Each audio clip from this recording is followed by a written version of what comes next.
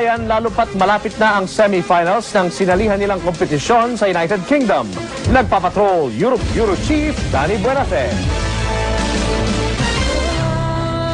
Puspusan ang paghahanda ng dalawang Pinoy performers para sa semifinals ng British Got Talent sa susunod na linggo. Nagkita na sa unang pagkakataon sina Madonna Decena, Charlie Green na parehong tumanggap ng standing ovation sa top-rated British TV program kamakailan. Nag-courtesy call sila kay Ambassador Edgardo Espiritu at ilang opisyal ng Philippine Embassy sa London. Sinamahan si Charlie ng kanyang amang Brito na si Roger at asawang Pinay na si Cecilia, tubong Cebu City.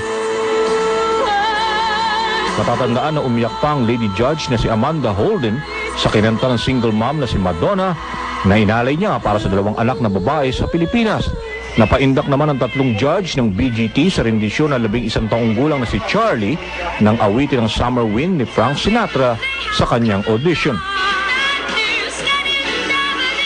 Sa bilang na 150 acts, babawasan ang mga performers sa 40 sa simula ng selection process ng semis sa Sabado. Pero sa akin lang is just do your best, and I know before you can do that is you have to work hard. So you know, but if I do, I'll be a bit nervous because of like all the people watching.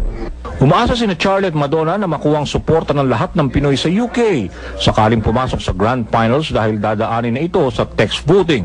Nakatakda ang finals sa May 31. Para sa Europe News Bureau, Danny Buenafe, Patrol ng Pilipino, London. Umahataw naman sa pag-iensayo ang Pinoy talents na sina Madonna Decena at Charlie Green.